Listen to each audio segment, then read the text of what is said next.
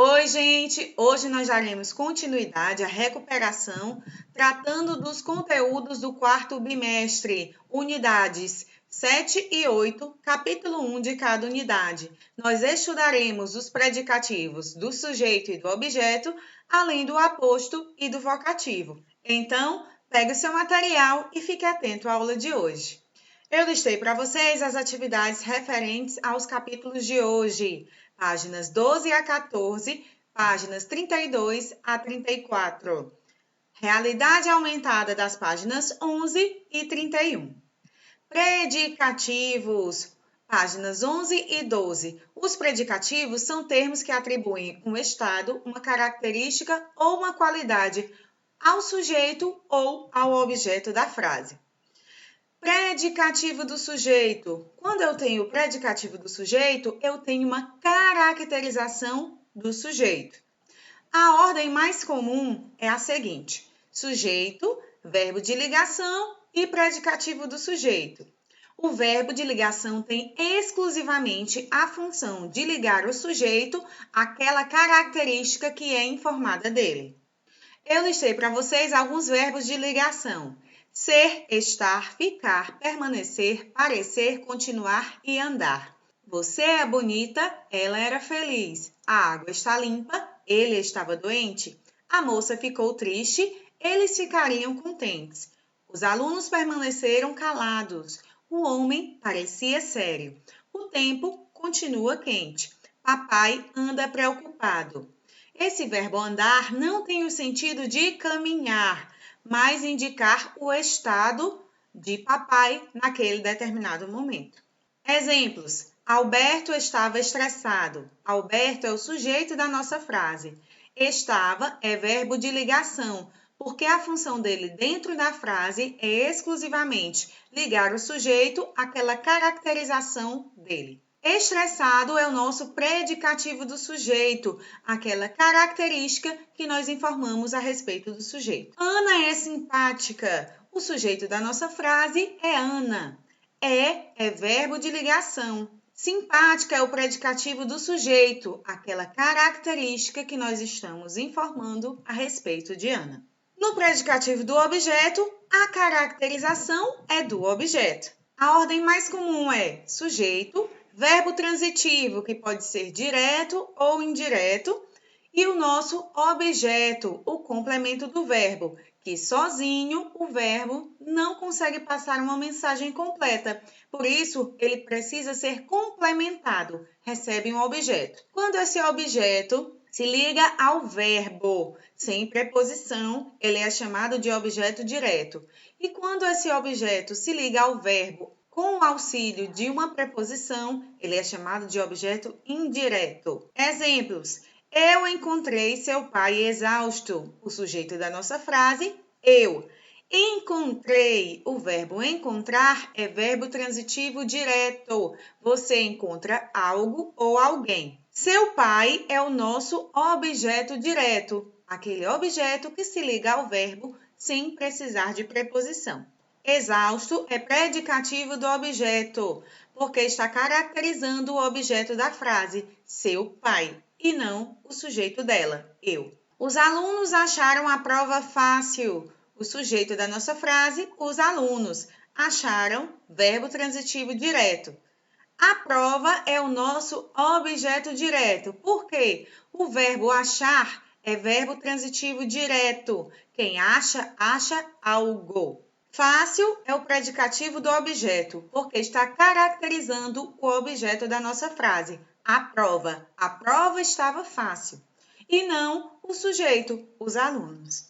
Aposto, página 31. O aposto é o termo da oração que explica outro. Ele é empregado para esclarecer e detalhar melhor o significado do termo ao qual ele se refere. Vem separado dos demais termos da oração por vírgula, dois pontos ou travessão. O Everest, o monte mais alto do mundo, tem 8.848 metros. Essa parte que está em negrito, o monte mais alto do mundo, é um aposto explicativo, porque está explicando o que é o Everest. Temos outro exemplo de aposto explicativo. Ele mora em um paraíso. 2 pontos. Uma praia deserta do litoral pernambucano. É aposto explicativo porque está explicando que paraíso é esse. Dom Casmurro, obra-prima de Machado de Assis, é uma profunda análise do comportamento humano. Temos outro exemplo de aposto explicativo. Eu estou explicando o que é Dom Casmurro, no caso, um livro, uma obra-prima de Machado de Assis. 2 países não assinaram o acordo, Brasil e Chile. Nós temos um aposto enumerativo. Eu vou listar os países que não assinaram o acordo. Os amigos, os parentes, os professores, todos o ajudaram muito. Todos é um aposto resumitivo. Eu estou retomando a ideia de maneira resumida. O pronome indefinido todos resume a ideia apresentada anteriormente. O romance Senhora é de autoria do escritor cearense José de Alencar.